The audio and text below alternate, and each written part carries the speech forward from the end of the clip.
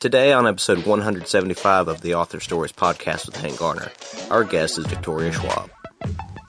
Because it's that whole notion of perspective, it's trite to say, but there's the phrase about every good villain should be the hero of their own journey, and Magneto is the perfect embodiment of that.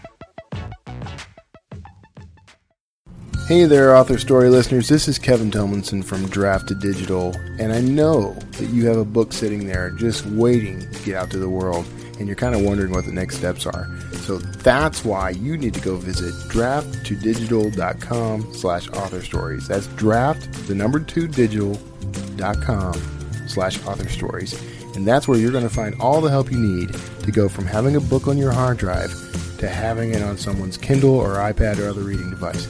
So go visit drafttodigital.com/authorstories right now.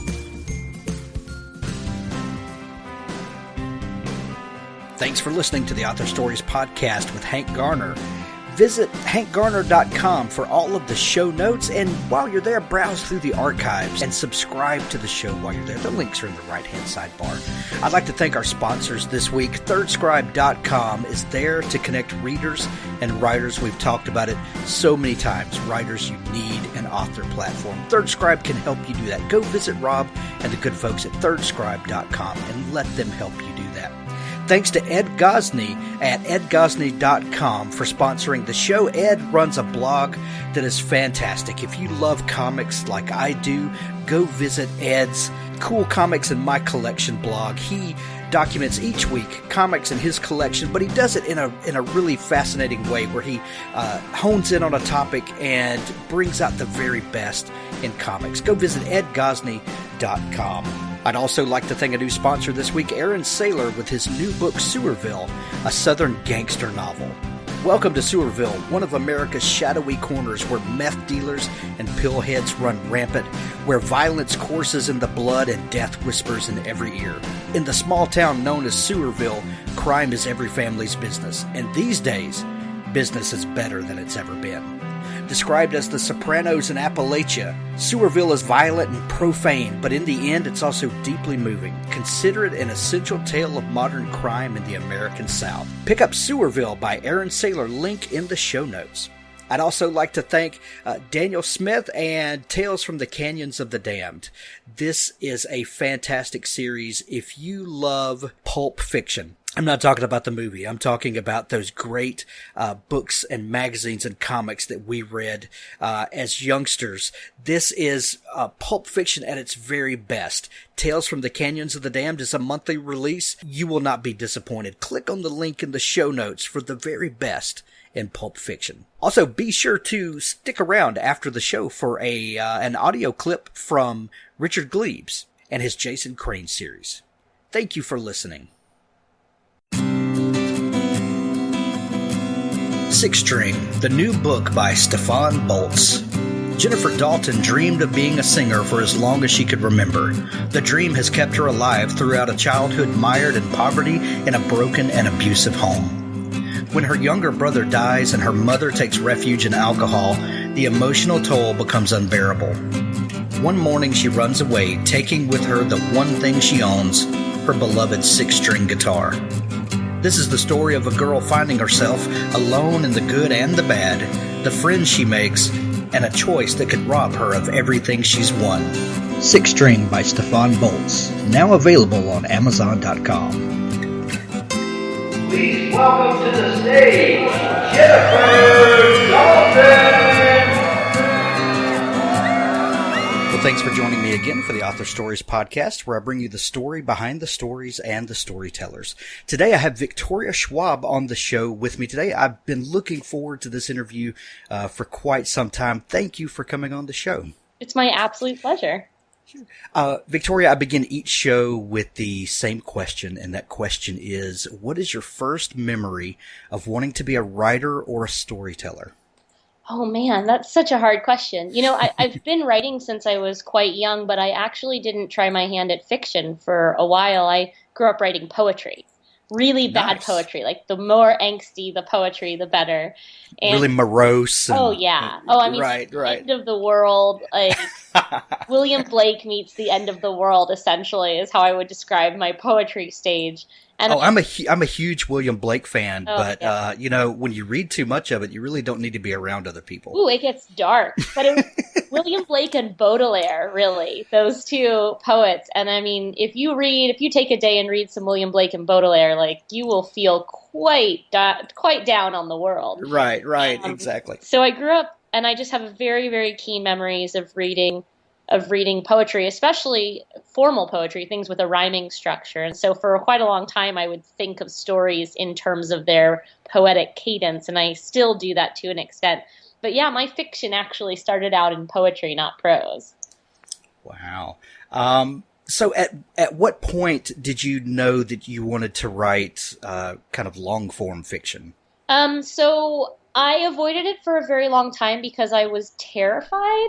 Like, I didn't think I had the attention span, which is ironic because my book, that just came out, A Conjuring of Light, is, I think, 625 pages. So I obviously have learned the attention span, but even now I'm quite daunted by it. So I didn't try my hand at something novel length until I got to college. And I realized I was afraid of it then, afraid of failing, afraid of starting something and not being able to finish, afraid I wasn't smart enough or didn't have the ability to think of things in long formats as well as short formats. And essentially, once I realized I was afraid, I had to do it because I have a very adversarial nature.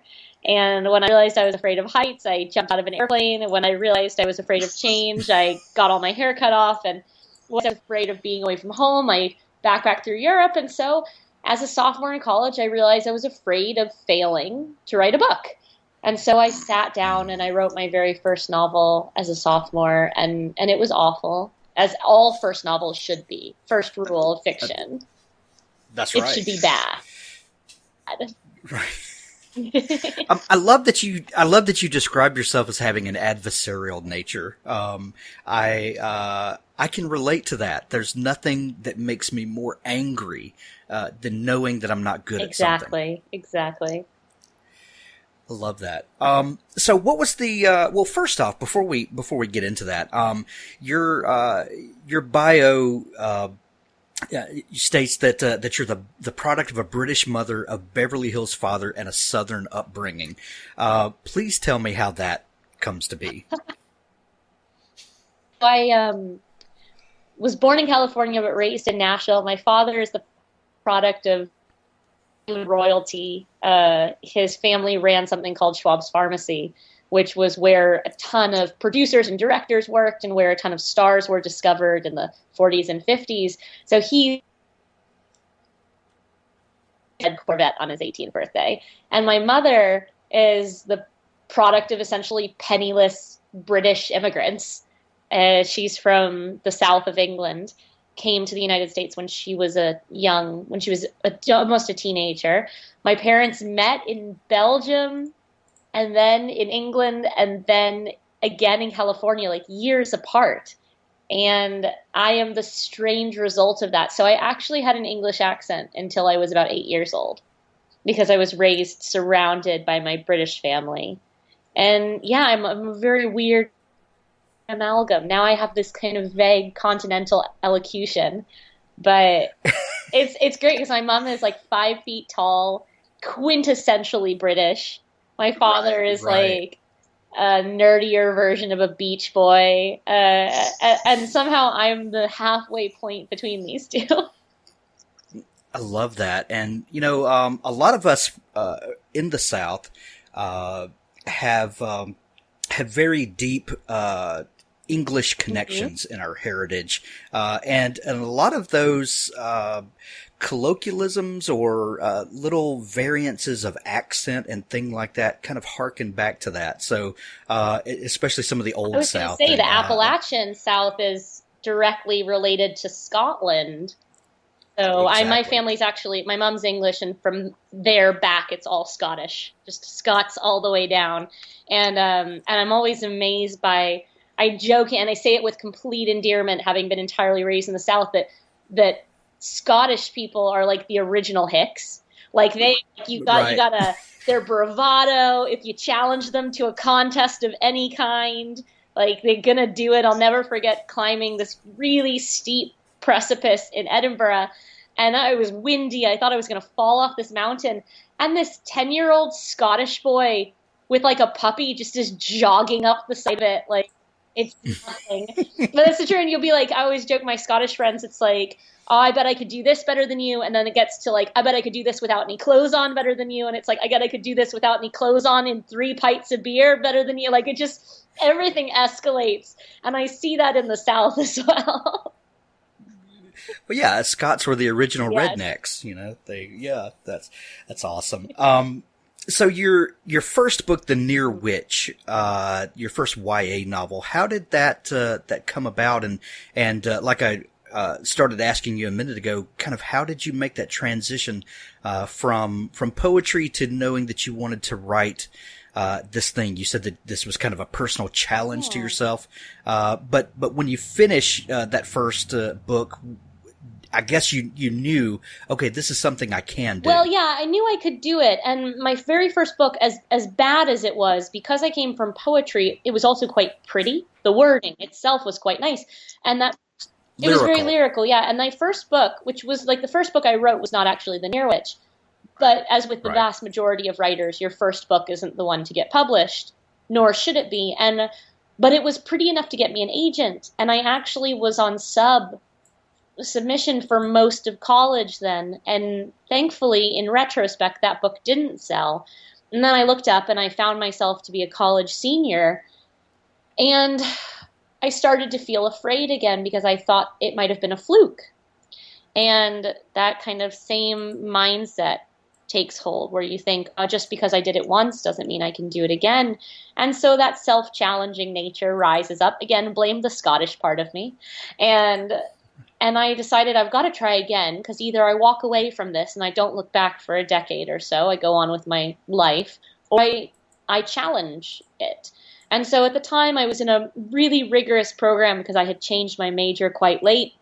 I was in a studio program, and I was in my studio space about 14 to 16 hours of the day. So I didn't exactly have time to write a book, but it was a challenge. And so I ended up making time, which is what you do as a writer. You never find time. And so I began checking myself out of my studio space for 2 hours every evening from 9 to 11 p.m.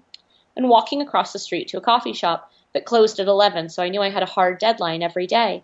And I would sit for 2 hours every single evening and I would write. And at the end, by the time I graduated, I had another book.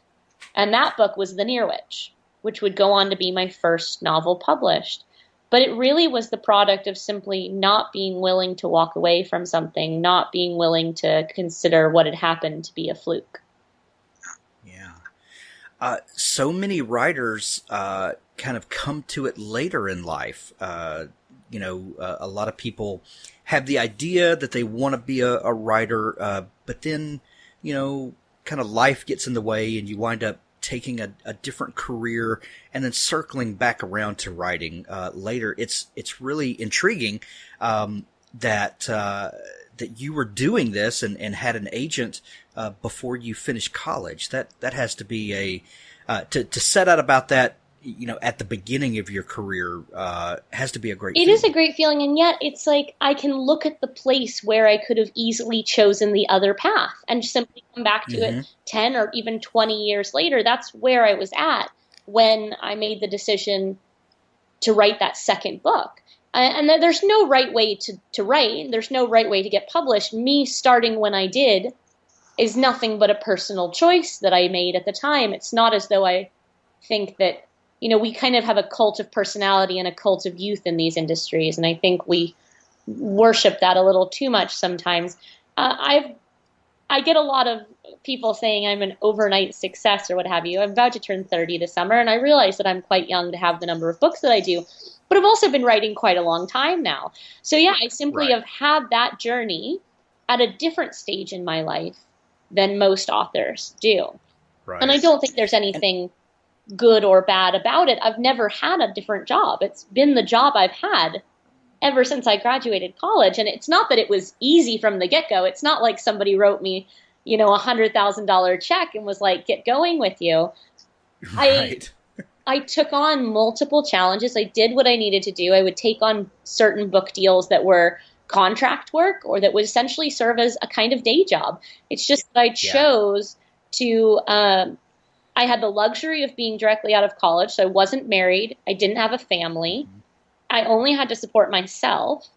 And so I was able to take those risks and to say, okay, we're going to have some lean years and that's going to be okay, but I will do this job as long as anybody lets me do this job. And then when it doesn't work, if it's not enough, then I will get another job. And I've never been, I can be very single-minded, but I've never been one lane.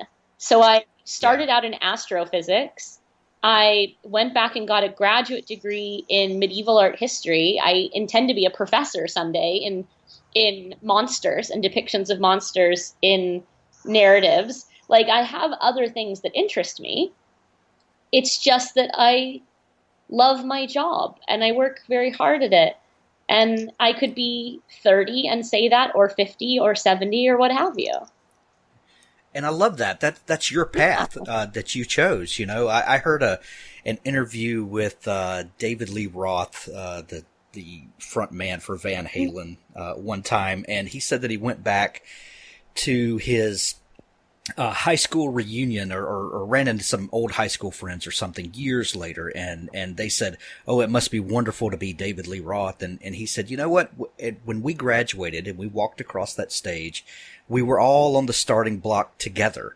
And you chose to take the cubicle job, and I chose to sail the winds of circumstance. Exactly. And this is where we are. You know, it's everybody's path is different, and I really hate the idea of the overnight success, like you mentioned, that, you know, you get some of that criticism. There's no such thing as an overnight they success. say the average overnight success is 10 years, and so mine took me roughly 9. And so in that way, sure, right, I'm ahead of the curve by 1 year. But yeah, it's maddening to me because I've built a platform online of transparency. I try very hard to talk about the highs and lows of publishing, to remind people that it is a job. I don't do that for my readers. I do that for aspiring writers, because I think we do an incredible disservice to aspiring writers when we simplify the process, when we reduce things to overnight success or breakout or one-hit wonder. We have all of these categories, all these phrases, when at the end of the day, the simple fact is that we're all sitting down and we're putting pen to paper or, you know, letter to screen, and we're working. And I think that we've got to be more honest about what goes into it, and the good and the bad, because this is an industry which endeavors to make islands of people. It wants you to feel alone in your process. Yeah. Well, and those things, those derogatory terms, are there to remove the responsibility from me for not doing what I have to do to be successful. It's easier for me to say, you got lucky, or, you know, or whatever, you know, that. Yeah, they're minimizing terms. And there will always be luck in this industry, and there will always be privilege. Yeah. There will always be these extenuating factors. But I always say that the primary difference between a published and an unpublished author is one hasn't quit yet. You know, like, that's the only difference. Is like, I firmly believe you can't just barrel forward and keep writing and never endeavor to improve and just assume that your work as it is now is the best it can be. You have to be very, very willing to self-assess and to critique and to take your work apart and to be a technician and to be willing to grow from it. But, I'm sorry, that was my cat, which just had like a psychotic break in my house. I have no idea. Please ignore that sound. But you have to be willing to grow. But if you are willing to grow and you're working at it, there is no massive invisible hurdle, no great force standing in your way. It's simply a combination of the industry and the story and whatever it is. And I firmly believe that if people stick with it long enough, they can get there. I swear to God, I'm going to kill that cat. I think he's now just like skating through my apartment. In case you thought that life was just all glamorous all the time, my cat is just like high on catnip or something. Well, they're harbingers of humility. They are. Yeah, I have to get on my knees and clean up his shit. So, like, however however Right. high-minded I'm becoming. But no, I think that it's, quitting is very easy. Starting a project is easy and finishing is hard. And I think you just have to continue. I always tell newer writers when they say, okay, I'm going to do this thing, what's the best advice once, you try and get an agent or try and get a sub? And I always say, keep writing. Because if your book sells, you're going to need another book. And if your book doesn't sell, you're going to need another book. Like what I'm doing all the time is simply continuing to write. Right. That first book, The Near Witch, what's that story about? Oh, man. So it's the closest thing to my poetry, which you can tell because it's the first real book form thing that got published after my poems. It is a fairy tale, and it is about a village in what's supposedly northern England, though it's not named, wherein a stranger appears one night, and the next night, all of the children in the village begin to disappear one by one. And it's about, it's actually inspired by living in the South and having small town culture and the idea that the outsider is always to blame. This idea that there's this immediate suspicion if you come from the outside. And of course, in the novel, the trouble is not actually the outsider, but something going on inside the town. And nobody except my main character, Lexi, is willing to even consider that possibility. So how long did it take you to write that book? So it took me a very short amount of time to write the first draft because it was a very thin first draft. It was about 170 pages as a first draft. It took me 3 months because I was butt in chair in that cafe every day for 3 months. So 2 hours an evening, 7 days a week for 3 months. And then after it sold, as is such the way of the learning curve of writing books, I essentially had to take it back down to a studs and write it again. And it was a learning experience. I had written one book before in my life. I wasn't even the reader that I am today. These days I read about 100 books a year. And at that time, it's simply the learning curve. It was an expedited journey. And so it was a difficult book because it did get rewritten. And it also taught me to look at books as bodies. If pacing and plot and such is the skeleton on which we build everything else. And it's so tempting to dwell on the prose when you're writing a first draft and making the sentences as pretty as possible. But the fact is, if the bones aren't there, you're going to lose your whole body in fixing it. Right. And so for me, it was a hard lesson in that because I came from poetry where the wording was everything. And unfortunately, the plot and the pacing of the original Near Witch draft weren't there. So I ended up having to lose these sentences that I loved so much. And so now I work on nailing down my plot and pacing first and then building upward. There's really something to be said for writing that first draft quickly and getting the story out. And like you said, there may be problems with it. There probably are problems with it. But getting the skeleton, the bones put in place before you start dressing it with muscle and skin. Are you much of an outliner? Like how much work do you do before you actually start writing the book? I do quite a bit of work, but it's not always in outline form. The very first thing that I come up with is the world. For me, setting is a character, and it's the first character that I create.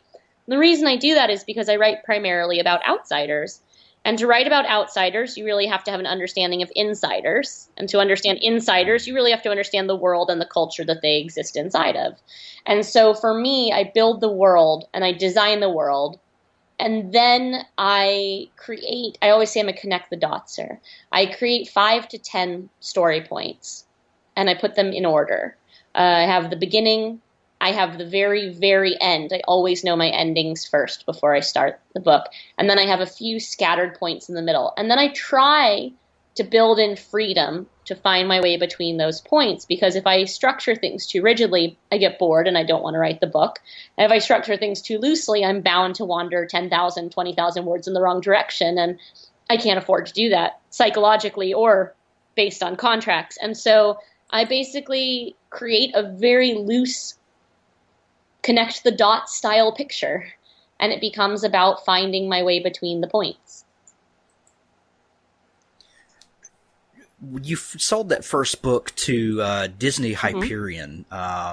That as a first published book in that YA space, they're a very real presence that had to be a great experience. It was. I mean, there's no perfect experience in publishing, and every debut journey especially is kind of fraught because you want to believe you're going to be the exception to the rule. Debut year is kind of a very difficult space where it's all potential energy, no kinetic, and you want to be, I don't know, this industry makes you want to be a certain size. It makes you want to like debut and take the world by storm, when the very real fact is, unless you are the extreme exception to a rule, a following, a readership is something you build over more than one book. And so I think that we have a slight problem in publishing of putting too much pressure on debut authors and setting them up in a way that you feel disappointed no matter the outcome. It was a very exciting time. It was also an incredibly stressful time. I'm a very type A person, and it turns out this is a very bad industry for type A people. So I was excited, but I had my work cut out for me. And yeah, I don't know. It's so hard to look back at that. It was about 8 years ago when I sold my first book to them. And it's messy. You want it to be simple, and you want it to be all up, up, up, and it's never going to be that way. Yeah. Speaking of debut authors and the struggle there, of kind of wanting to, the publisher, the industry, sometimes the readers, very much want you to be a certain thing, and they want to count on that you are going to deliver a product that sits neatly in this bucket each and every time. You delivered The Near Witch, which is YA, and then right after that started another YA series, but then wrote an adult novel, Vicious, and then a couple of years later started a middle grade series. Talk a little bit about kind of those, writing in those different genres. And, of course, we as readers, like, I don't read only one thing. I may read a cozy mystery one day, followed by, an epic fantasy, followed by a space opera. I'm all over the place. And, and I have a variety of guests on the show because of my varied interest. What do you think it is, when we as writers, people expect us to write one thing when we as consumers don't read one thing? Well, I mean, publishing encourages it. It wants you to, publishing is, God forbid we say it, a business. And they want you to become a reliable model. And if something works, God forbid something actually works, you're actually much luckier and you have much more freedom to write diversely if what you try the first time doesn't work. If you try something and it actually works, then they never want you to write anything else. Again, I have a huge, as I said earlier, it's the adversarial nature in me as a writer. I write for myself first. I am my primary reader, as we all are for our books. For a long time, we are the only ones living with our books. And I would get bored if I had to stay in one space. And I think that boredom is the death of creativity in this case. And so I knew I was never going to write one kind of thing. Interestingly, though, I think a lot of people look at that, bibliography and they think I was just jumping all around willy-nilly. The fact is, I was writing YA novels, and I was having a really bad publishing experience at the time. And I was falling severely out of love with writing. I was working on The Unbound. Everything was stressful. Publishing was stressful. I was not in a good headspace. And I opened a blank document in the hopes of writing something with no intent of selling it, of just rekindling my love of telling a story. Because you go from writing in a cave wherein nobody can see and nobody can judge, and you can take all the time you want. And then you go to writing under contract when you're a published author, and all of a sudden you're writing in this bubble and everyone is watching and you're given deadlines, and it doesn't feel like fun anymore. It feels like work, and it can be dangerous if you don't find ways to preserve that love. And so Vicious was actually the product of me simply falling out of love with my creative process and trying to get it back. I worked on it for 2.5 years without telling anybody. And so it just happened that by the time I finished writing Vicious, I knew I wasn't going to be publishing with Disney anymore. And it was kind of a saving grace. I had another project. And if I had not been writing Vicious, my publishing career would have stalled out. And so Vicious went on to sell to Tor and open up brand new doors for me. And at the same time, Scholastic approached me and asked me if I would be interested in writing this middle grade series for them. And so it seems from the outside like this period of just sudden diversification, like I just got super bored with everything, when really it was an extremely complicated period in which I had no choice but to branch out. But I'm very grateful that I was able to branch out in ways that I loved and that I was passionate about. I never anticipated for Vicious to get published, but it's the book that most of my readers say they can tell I have the most fun with. Well, I found you as a writer through your book, A Darker Shade of Magic. And I absolutely love that book and the series. But then I found your book Vicious, and you're absolutely right. That is my favorite thing ever, right now. It is the best, superhero story that I've ever read. And it's so much more than that. So I can, as a reader, I can absolutely tell that you loved every minute of working on that book. It's so much fun. Where did the idea for Vicious come from? So Vicious, for your listeners, is a super villain origin story. It's about two pre-med students who discover that the key to superpowers are near-death experiences. So they set out to manufacture their own abilities using their own suicides and resurrections. And predictably, everything goes terribly wrong. And the book actually starts 10 years later when one of them is on a killing spree, executing every superpowered person they can find. And the other is breaking out of prison, where he's been locked up for murder.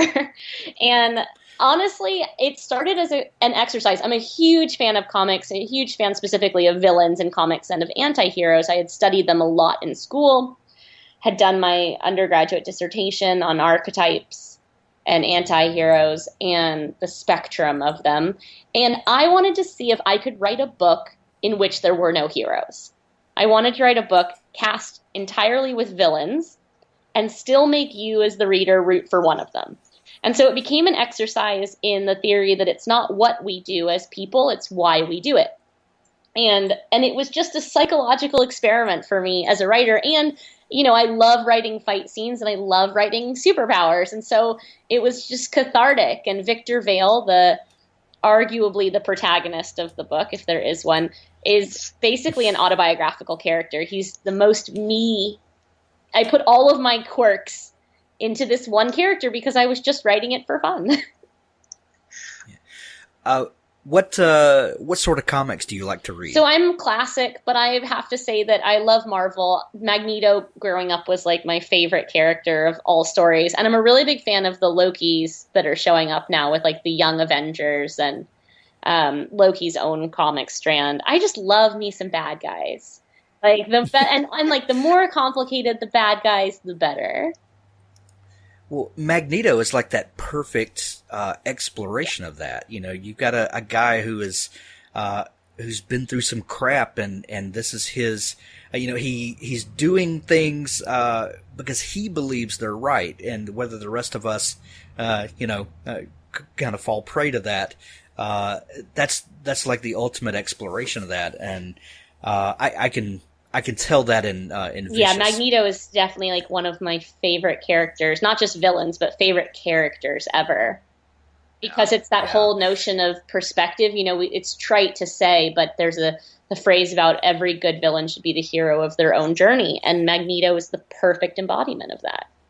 Plus, I also just love, while he speaks to me most, there's just a fascinating psychological exploration to be had in heroes and villains in comics. Like if you look at Batman, if you look at all of the villains that Batman faces, they are his direct emotional antithesis. He is a character obsessed with order and with dominance and kind of control. And all of the characters he faces from Arkham Asylum are embodiments of chaos and disorder, and they prey on it. And so I was obsessed from quite a young age with this notion of the yin and yang of the hero and the villain, how they must coexist, and they must really play off of each other. Yeah. What do you think of comics as a medium? And I really look at Vicious as as coming out of that vein, even though it's not illustrated. It definitely has this tone. I'm grasping for a word to describe it, and I can't. It's a comic book without pictures. Yeah, absolutely, and that's the feeling I get from it. What do you think? How do you respond to people that kind of turn their nose up to the whole medium of comics and heroes and villains and that sort of thing? I don't know. I mean, we obviously see, it's interesting to watch in the media because we see the heroes and the villains kind of adjust to fit the time. There was a time in media wherein, Superman was the most popular one. And it was like moral good, the compass and everything. And then in the early 2000s, we saw this really strong swing toward the anti-hero. And then with the new, with Batman Begins, you saw this very dark imagining. And then with, X-Men and the earlier, the flashback sequences and like even to Days of Future Past, the relationships between young Magneto and young Professor X, we saw this interest in the complication and in the complexity of characters that might at one point have seemed quite superficial to an audience that wasn't well-versed in them. I don't know. I kind of don't really have time for anyone who turns their nose up at any form of media or fiction. Books and comics and movies and TV shows, these entertainments serve a function, They are escapism to those who need to escape, and they are a mirror to those who need to see themselves. They serve such a different purpose to every single consumer. It will never turn my nose up at any form of story. And I think it's people love to minimize different forms of story. I mean, people like to do it in publishing too. There's a sense that literary fiction is worth more than genre, that what is literature versus fiction even. A story is a story. And I think that when you look at something like Darker Shade of Magic, which is, a fantasy involving a primarily what would be considered a queer cast, a love letter to Harry Potter and Avatar: The Last Airbender, and it listed above Underground Railroad by Colton Whitehead. You just there's a place for good story. It doesn't matter what shape it takes, Right. And speaking of Darker Shade of Magic, from the very beginning, that opening page, I was hooked. When you talk about Kel and his robe with more than two sides, and I was like, whoa, what is this? And you instantly get this feeling that this is a very broad story that is going somewhere very different than most fantasy that we are used to or subjected to. Where did that story come from? And I get the feeling that this came out of a particular idea that grew. So I'm what I call a chipmunk author. I pick up tiny little nuts and acorns and all of these pieces, and then eventually I have enough that it tips the scale. Right. So for me, I tend to collect fragments of ideas, and I have a very long, brainstorming period. I average 6 months to a year. I will never put pen to paper on a project until it's ready to actually be written. And so that means I've got this back burner, this on deck, if you will. And so about a year before I started writing A Darker Shade of Magic, I got one of those fragments. I just had this still frame in my head. And it was a still frame of a young man, of course, in a fabulous coat, who was injured. And he was walking through a wall and colliding with a girl dressed as a young man. And I had no idea what it was, didn't know what to do with it. It was just an image, and so I put it away. And then about 6 months later, I was talking to a friend about what I was going to write next.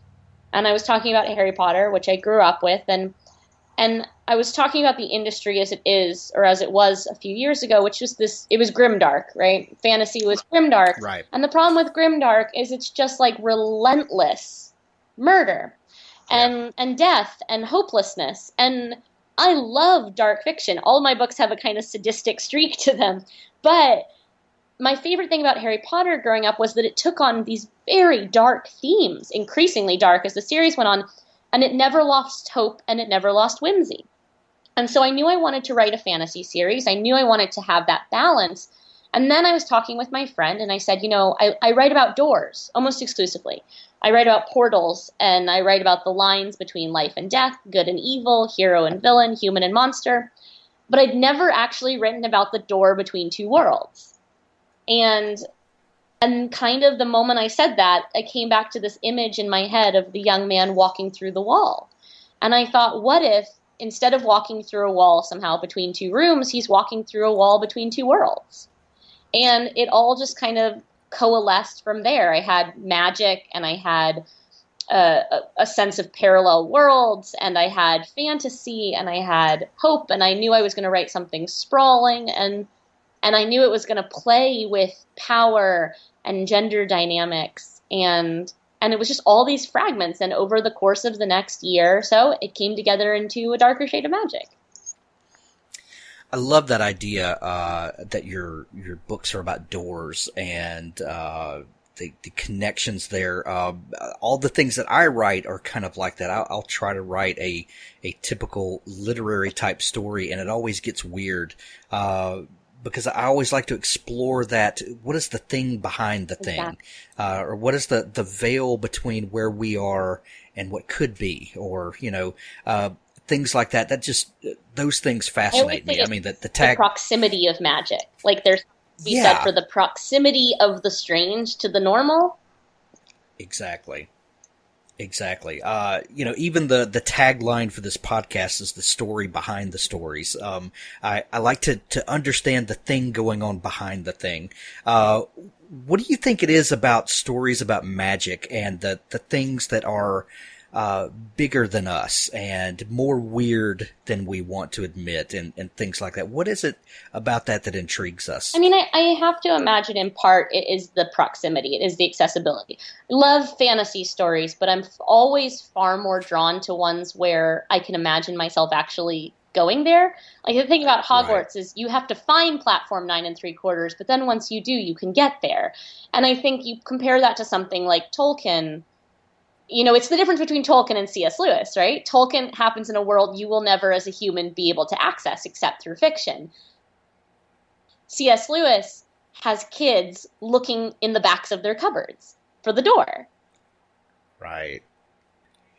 Yeah, that you can find it. I mean, I grew up wanting the world to be strange. And so I write the world strange. Like, I want to believe. I think we as people, I mean, whether you're talking about religion, fantasy, whatever it is, our imaginations, we want to believe inherently, And so giving people the ability to suspend disbelief or to lean into their natural desire to believe, that's powerful. Yeah. Well, and we naturally want to be cynical about things, and good fiction that allows us to look behind the curtain sometimes really, I think it really speaks to something very human about us. My goal is to essentially make you forget where you are, because Harry Potter was the first thing that made me do that. It was the first thing that I actually fell in. I mean, it was a very proficient reader, but I had never until that book forgotten where I was while I was reading. You see a movie, and if the movie's good, you'll notice this weird phenomenon happens with your vision where you lose the frame. You forget that you're sitting in a movie theater, and your entire vision becomes taken up with the screen. And it should be the same thing with fiction. You should forget where you are. You should forget the frame. Nothing makes me happier than when I get fan mail or when I get notes from readers telling me that they missed a train stop or that they got lost because they were reading instead. Like, I want you to forget. That's the whole idea. Yeah. You mentioned earlier that you live very transparently online, and that you give a lot of advice to aspiring writers or people that maybe aren't published yet.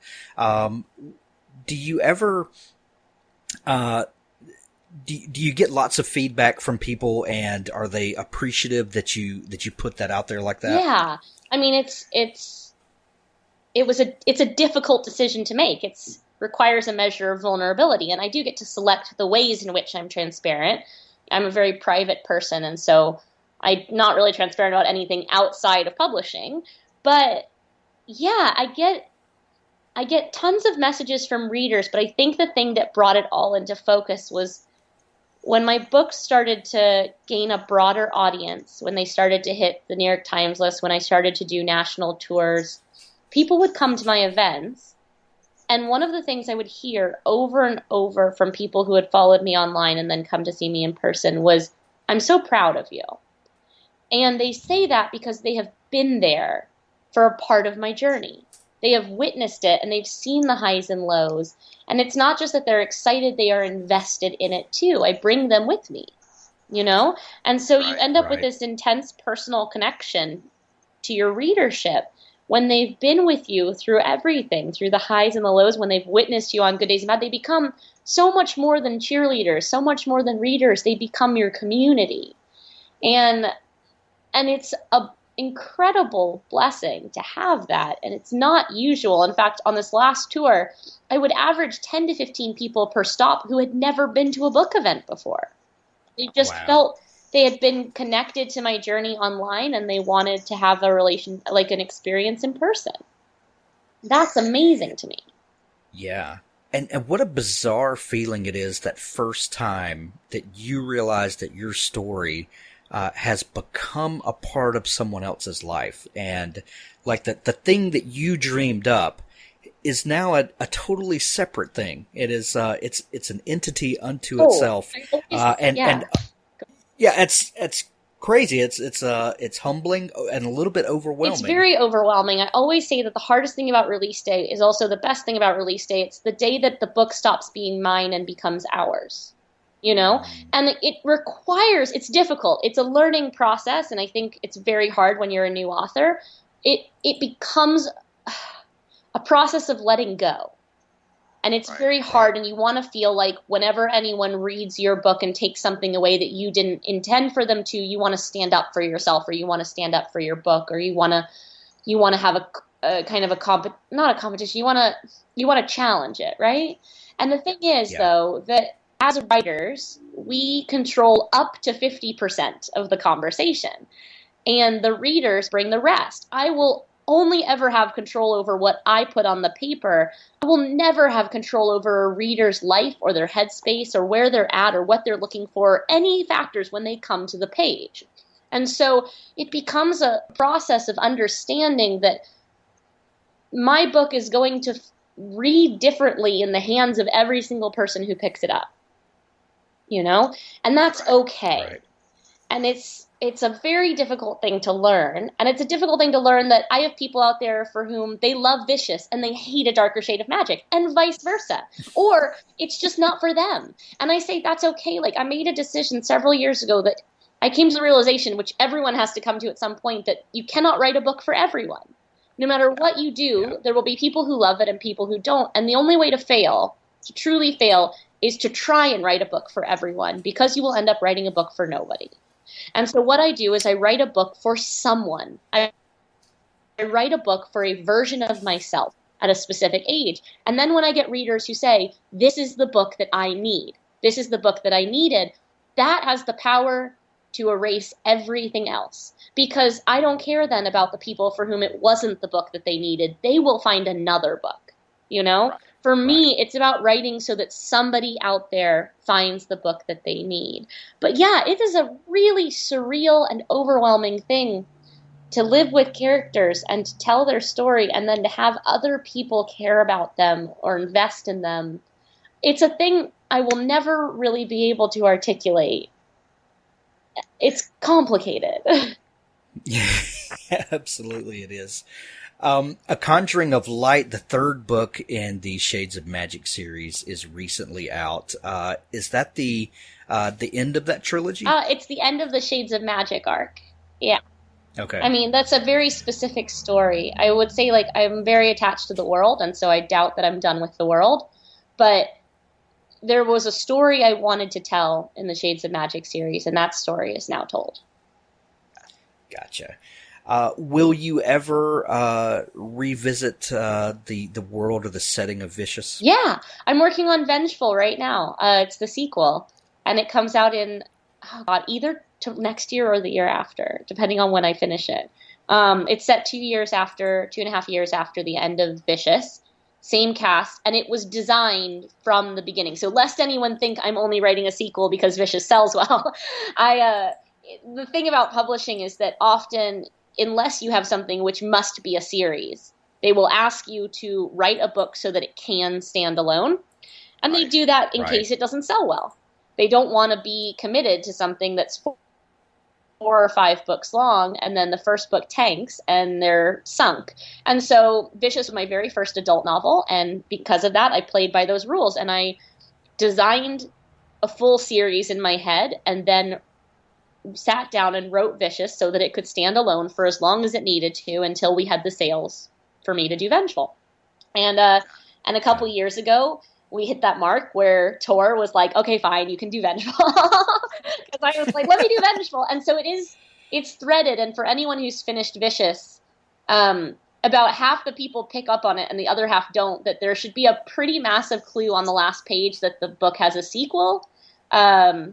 In that Sydney, one of the characters, has never successfully resurrected an EO. And so, yeah, but it was always intended to have a sequel. I'm very excited and a bit daunted to be working on it right now. But yeah, it comes out within the next 2 years, possibly next year. Okay.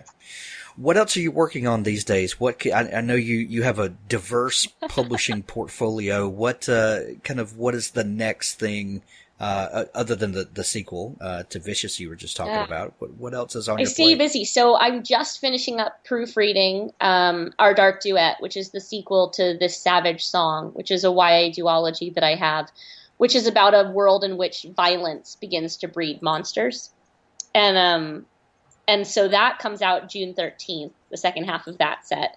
And then I have a collector's edition for A Darker Shade of Magic coming out this fall, with brand new content and a full glossary and fan art and interviews and things like that. So I'm working on the extra content for that.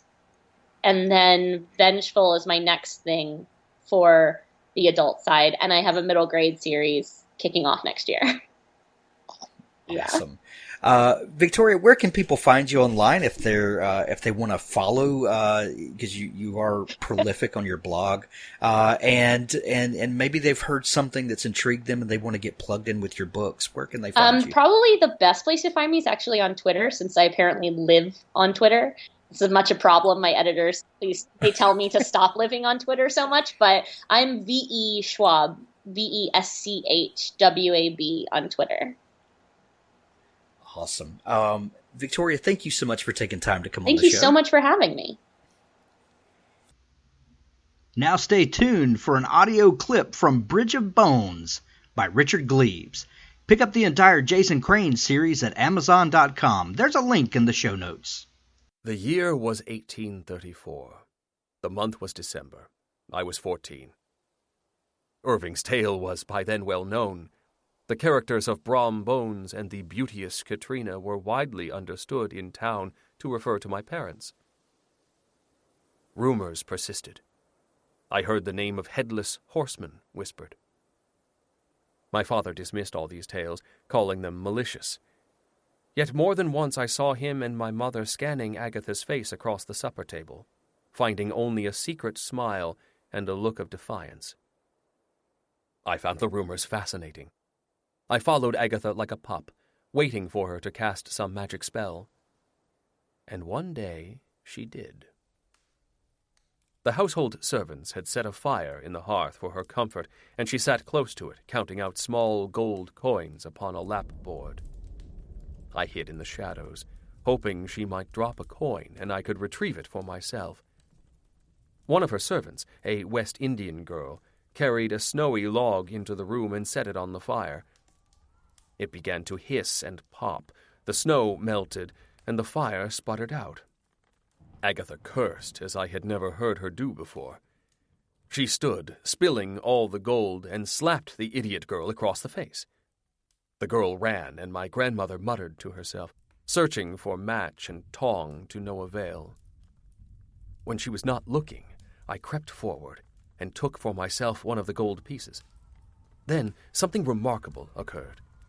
My grandmother sighed, knelt before the fireplace, reached for the logs, and her right hand caught a fire.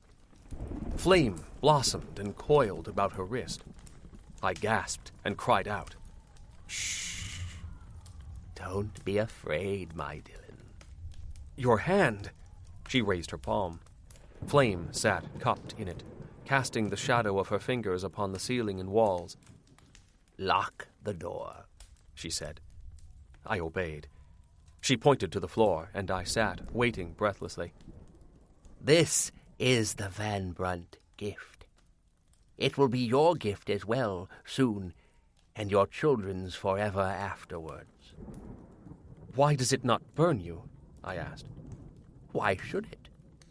Do I deserve to be burned?" "No." "Then I am safe from the fire. Do you deserve to be burned, my Dylan?" I shook my head. "Show me."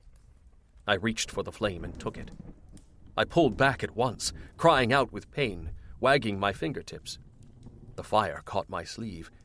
I could not rid myself of it, as if I clutched burning tar. The pain intensified.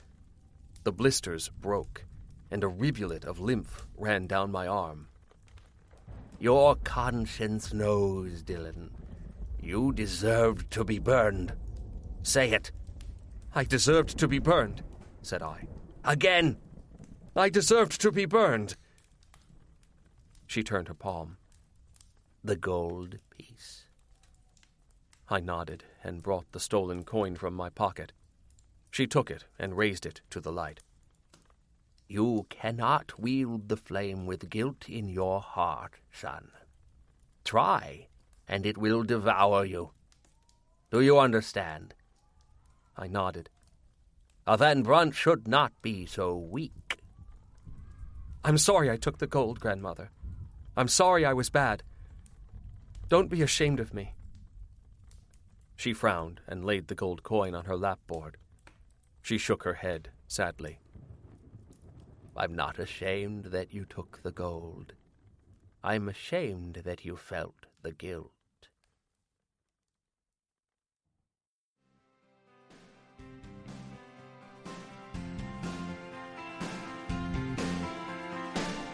You've been listening to the Author Stories podcast with Hank Garner. You can find all of the archives of the show over at hankgarner.com. When you're there, please subscribe to the show and leave a comment over on iTunes or Google Play. You can even subscribe at YouTube and Stitcher Radio. Thanks for listening.